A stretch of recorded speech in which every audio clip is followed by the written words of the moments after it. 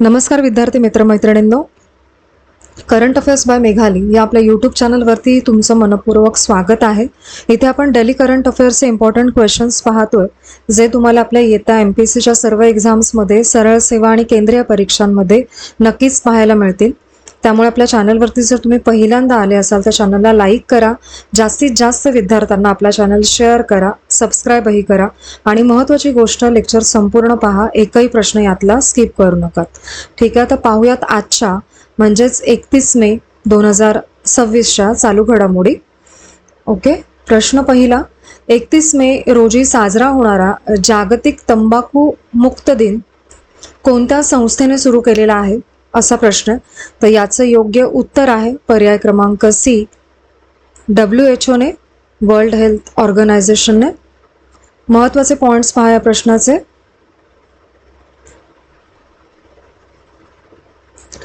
31 मे रोजी जागतिक तंबाखू मुक्त दिन साजरा करतात. या दिवसाची सुरुवात 1987ला WHO ने केलेली आहे.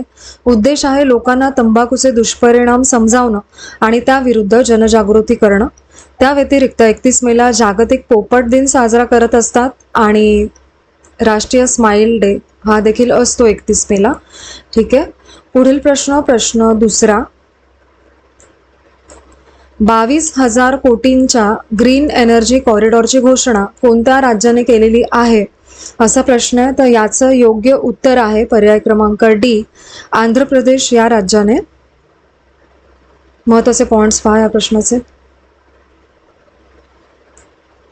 आंध्र प्रदेशने 29 मे 2026 रोजी 22,000 कोटींच्या ग्रीन एनर्जी कॉरिडॉरची घोषणा केली आणि ही योजना ग्रीन एनर्जी कॉरिडॉर फेज 3 अंतर्गत राबवली जाणार आहे. याचं उद्दिष्ट आहे 18 गिगावॅट नवीकरणीय ऊर्जा ग्रीडमध्ये जोडणे आणि ग्रीन एनर्जी कॉरिडॉर नवीकरणीय ऊर्जा थेट मुख्य ग्रीडकडे पोहोचवणे. या प्रकल्पामध्ये 2261 किलोमीटर नवीन प्रसारण रेषा बांधल्या जाणार आहेत. ठीक आहे, आणि राज्याने म्हणजेच आंध्र प्रदेशने 160 गिगावॅट हरित ऊर्जा निर्मितीचे दीर्घकालीन लक्ष देखील या माध्यमातून ठेवलेले आहे. पुढील प्रश्न तिसरा, भारतीय नौदलाचे 48वे उपप्रमुख म्हणून कोणाची नियुक्ती झाली आहे नुकतीच. तर या प्रश्नाचं योग्य उत्तर आहे पर्याय क्रमांक बी, अजय कोचर असं त्यांचं नाव आहे. महत्त्वाचे पॉइंट्स पहा. व्हाईस ॲडमिरल अजय कोचर यांनी 29 मे 2026 रोजी भारतीय नौदलाचे 48वे व्हाईस चीफ नवल स्टाफ म्हणून कार्यभार सांभाळलेला आहे आणि त्यांनी व्हाईस ॲडमिरल संजय वात्स्यन यांच्याकडून जबाबदारी घेतली आणि VCNS हे chief of the novel staff नंतर नौदलाचे दुसरे सर्वोच्च पद आहे, हे लक्षात घ्या. आणि अजय कोचर हे 1 जुलै 1988 पासून भारतीय नौदलात आहेत आणि त्यांनी 37 वर्षांपेक्षा जास्त त्यांना अनुभव आहे या क्षेत्रामध्ये.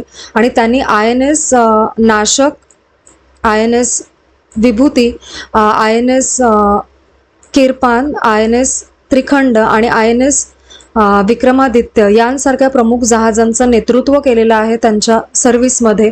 आणि 2026 मध्ये त्यांना परम विशिष्ट सेवा मंडळ ने सन्मानित करण्यात देखील आलेलं आहे.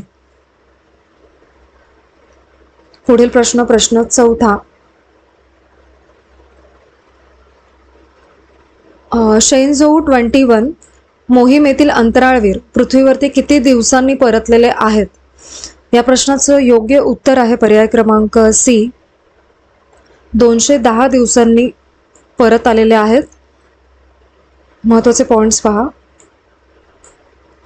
शेनझोऊ 21 मोहिमेतील 3 चीनी अंतराळवीर 29 मे 2026 रोजी पृथ्वीवरती सुखरूप परत आले. ही मोहीम 210 दिवस चालली होती आणि शेनझोऊ 21 ही चीनची मानवयुक्त अंतराळ कार्यक्रमाचा हा भाग आहे आणि अंतराळवीरांचे landing Dongfeng landing site inner Mongolia येथे झाले आणि शेन्झू 21 चे प्रक्षेपण 31 ऑक्टोबर 2025 रोजी झाले होते. या मोहिमेमध्ये मायक्रोग्रॅव्हिटी, फिजिक्स आणि स्पेस लाईफ सायन्स यावरती प्रयोग झाले आणि चीनचा मानवयुक्त अंतराळ कार्यक्रम शेन्झू प्रोग्राम म्हणून ओळखला जातो. हे लक्षात घ्या. पुढील प्रश्न 5वा. समाधान दीदी हा AI सक्षम चॅटबॉट कोणी लॉन्च केलेला आहे? तर या प्रश्नाचे योग्य उत्तर आहे पर्याय क्रमांक सी, डॉक्टर जितेंद्र सिंह यांनी. महत्त्वाचे पॉइंट्स पहा. डॉक्टर जितेंद्र सिंह यांनी समाधान दीदी या चॅटबॉटचं उद्घाटन केलं. समाधान दीदी हा AI तंत्रज्ञानावरती आधारित व्हॉइस चॅटबॉट असणार आहे आणि या चॅटबॉटचं उद्घाटन नवी दिल्ली येथे झालं. चॅटबॉट नागरिकांना सार्वजनिक तक्रारी सहजपणे नोंदवण्यास मदत करेल, हे त्याचं कार्य आहे. आणि हा चॅटबॉट पूर्णपणे आवाजावरती आधारित तक्रार नोंदवण्यास सहाय्य करतो आणि या चॅटबॉट मजकूर आणि आवाज या दोन्ही माध्यमातून नागरिकांच्या तक्रारी स्वीकारतो आणि 22 भारतीय भाषांना हा सपोर्ट देखील करतो. नागरिकांना तक्रार करताना मंत्रालय किंवा विभाग निवडण्याची गरज भासत नाही यामध्ये आणि AI सिस्टीम आपोआप योग्य विभाग निवडतो. ही देखील फॅसिलिटी त्यामध्ये आहे. समाधान दीदी ॲप. ठीक आहे. पुढील प्रश्न 6वा. DG यात्रा ॲपद्वारे किती कोटींहून अधिक अखंड प्रवास पूर्ण झालेले आहेत? असा प्रश्न. योग्य उत्तर आहे पर्याय क्रमांक बी, आत्तापर्यंत 10 कोटी अखंड प्रवास झालेले आहेत. महत्त्वाचे पॉइंट्स पहा. DG यात्रा ॲपद्वारे 10 कोटींपेक्षा जास्त प्रवास सहज पूर्ण झालेले आहेत आत्तापर्यंत. केंद्रीय नागरी विमान वाहतूक मंत्री राम मोहन नायडू यांनी DG यात्रा टीमचं खास करून अभिनंदन केलं यासाठी. आणि DG यात्रा म्हणजे यामध्ये पेपर म्हणजे डॉक्युमेंट्सची गरज भासत नाही आणि प्रवासही कॉन्टॅक्टलेस होतो अशी त्याची क्वालिटी आहे. आणि सध्या भारतातल्या 38 विमानतळांमध्ये DG यात्रा चालू आहे आणि पुढच्या वर्षी आणखीन 27 विमानतळं DG यात्राला जोडण्याचा मानस आहे गव्हर्नमेंटचा. आणि DG यात्रा ॲप 2.4 कोटींपेक्षा जास्त लोकांनी डाउनलोड केलेलं आहे. आणि DG यात्रेमुळे विमानतळ प्रवेशासाठी लागणारा 15 सेकंद वेळ जो आहे 15 सेकंदांवरून 5 सेकंदांवरती आलेला आहे. ठीक आहे. पुढील प्रश्न 7वा. शेती वाचवा अभियान देशभरात किती कालावधीसाठी राबवण्यात येणार आहे? तर हिंदीमध्ये ते खेती बचाव अभियान असं आहे. ठीक आहे. तर याचं योग्य उत्तर आहे पर्याय क्रमांक डी, 30 जूनपर्यंत राबवण्यात येणार आहे. महत्त्वाचे पॉइंट्स पहा. देशभर खेत बचाव अभियान सोमवारपासून सुरू होईल आणि 30 जूनपर्यंत चालणार आहे. केंद्रीय कृषी मंत्री शिवराज सिंह चौहान यांनी या अभियानासाठी तयारीचा आढावा घेतला. संतुलित खत वापरावरती अभियानाचा जोर असणार आहे आणि रासायनिक खतांचा अतिरिक्त वापर थांबवणे हे या मोहिमेचं विशेष उद्दिष्ट आहे. शेतकऱ्यांना हवामान संकटाबद्दल वेळेवरती मार्गदर्शन दिलं जाईल.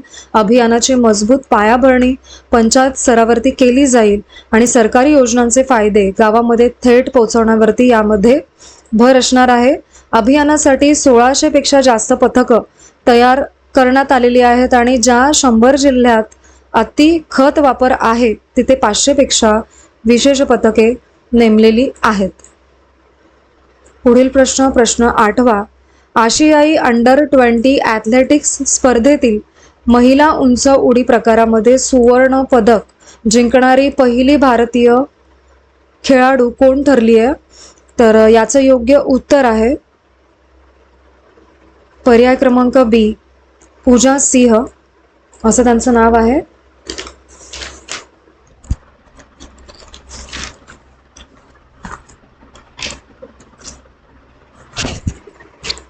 महत्त्वाचे पॉइंट्स पहा.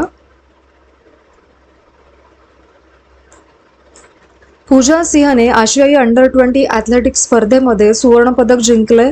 ही स्पर्धा हाँगकाँगमध्ये झाली आणि पूजा भारताची उंच उडीपट्टू आहे आणि तिचे वय वर्ष 19 इतके असून तब्बल 1.93 मीटर उडी तिने मारली आहे आणि या कामगिरीने तिने साहना कुमारी हिचा 1.92 मीटर त्यांचं वय 14 होतं हा जुना विक्रम मोडलेला आहे आणि ती आशियाई अंडर-20 स्पर्धेच्या महिला उंच उडीमध्ये सुवर्ण पदक जिंकणारी पहिली भारतीय ठरलेली आहे आणि 1.93 मीटर ही सध्या भारतीय महिला उंच उडीसाठीची नवीन राष्ट्रीय विक्रम हा असणार आहे.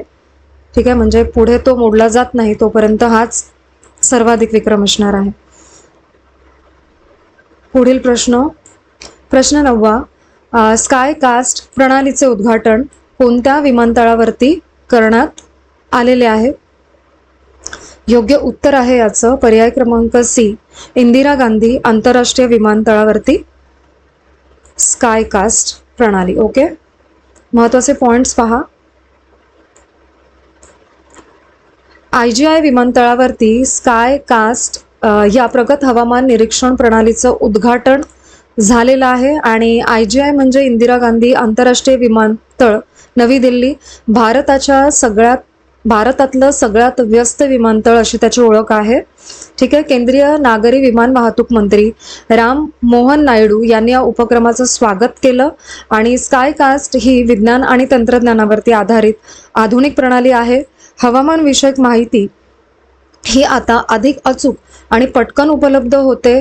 धुकं किंवा हलकं वादळ वातावरण असताना उड्डाण संचालन करणं या ॲपद्वारे किंवा या प्रणालीमुळे सोपं होणार आहे आणि या प्रणालीमुळे विमानातील अस्थिरता व्यवस्थापनातही मदत मिळणार आहे. पुढील प्रश्न 10. भारतातील पहिले AI सिस्टीम ऑन चिप कोणत्या स्टार्टअपने विकसित केलेले आहे? तर याचं योग्य उत्तर आहे नेट्रा सेमी असं त्याचं नाव आहे. महत्त्वाचे पॉइंट्स पहा. नेट्रा सेमीने भारतातील पहिली AI system on chip A2000 दाखल केलेली आहे. ही कंपनी केरळमध्ये आहे आणि ती फॅबलेस सेमीकंडक्टर क्षेत्रात काम करते आणि नेट्रा सेमीची सुरुवात 2020 मध्ये झाली. ज्योतिष इंदिराभाई हे त्याचे संस्थापक आणि CEO आहेत. मे 2026 मध्ये त्यांनी A2000 चिप लॉन्च केली आणि A2000 TSMCच्या 12nm प्रोसेस टेक्नॉलॉजीवरती तयार केलेली आहे. ही चिप एज AI बॉक्सेस आणि इंटेलिजंट व्हिडिओ गेटवेजमध्ये सुद्धा वापरता येते आणि नेट्रा सेमीचा पुढचा टप्पा A4000 age AI server chip 2027 मध्ये तयार करणार आहेत. हा त्यांचा पुढचा टप्पा असणार आहे. पुढील प्रश्न 11. सिविट ट्विन ही भारतातील पहिली कोणत्या प्रकारची प्रणाली आहे? तर याचं योग्य उत्तर आहे पर्याय क्रमांक ए, AI आधारित बांधकाम परवानगी प्रणाली आहे ही. आज सगळे प्रश्न आपले AI शी संबंधित जेवढे ॲप्स आहेत त्याच्यावरती सर्वाधिक आहेत. ठीक आहे, तर महत्त्वाचे पॉइंट्स पहा या प्रश्नाचे. BMCने सिविट ट्विन नावाची भारतातील पहिली AI आधारित बांधकाम परवानगी प्रणाली सुरू केली आहे. BMC बृहन्मुंबई महानगरपालिका. ठीक आहे, या प्रणालीचे उद्घाटन 29 मे 2026 रोजी मुंबई टेक वीकमध्ये Jio world connection centre Mumbai येथे झालं आहे आणि महाराष्ट्राचे मुख्यमंत्री देवेंद्र फडणवीस यांनी या प्रणालीचं उद्घाटन केलं. सिविट ट्विन हे डिजिटल अप्रूव्हल ट्विन या संकल्पनेवरती तयार केलेली आहे आणि ही प्रणाली बांधकाम परवानगी प्रक्रिया जलद आणि सोपी व्हावी म्हणून विकसित करण्यात आलेली आहे. नाव लक्षात घ्या आणि कोणी सुरू केले. भारतातली पहिली आहे. प्रश्न येऊ शकतो. पुढील प्रश्न 12 आणि आजचा आपला शेवटचा प्रश्न. भारताच्या हज मिशनला कोणता पुरस्कार प्रदान करण्यात आलेला आहे? योग्य उत्तर आहे पर्याय क्रमांक बी, लबेतुम पुरस्कार असं त्याचं नाव आहे. नाव थोडं वेगळं आहे, लक्षात ठेवण्याचा प्रयत्न करा. महत्त्वाचे पॉइंट्स पहा. भारताच्या हज मिशनला पहिल्यांदाच 2 प्रतिष्ठित लबेतुम पुरस्कार मिळालेले आहेत. हे पुरस्कार सौदी हज मंत्रालयाकडून दिले जातात. Best Haj coordination and communication या श्रेणीत भारताला हे पुरस्कार मिळालेत. आणि पुरस्कार खितामाहू मिस्क समारंभामध्ये प्रदान करण्यात आले. हा समारंभ हज हंगामाच्या समाप्तीचं प्रतीक आहे. आणि फहाद सुरी आणि सदफ चौधरी यांनी भारताचं प्रतिनिधित्व केलं या दरम्यान. आणि 2026 मध्ये सुमारे 1.75 लाख भारतीयांनी हज यात्रा केली आहे. ठीक आहे, तर आजचे आपले 31 मे 2026चे डेली करंट अफेअर्स पाहून झालेले आहेत. आणि आजचे लेक्चर तुम्ही शेवटपर्यंत पाहिलेच असेल, त्याबद्दल थँक्यू सो मच.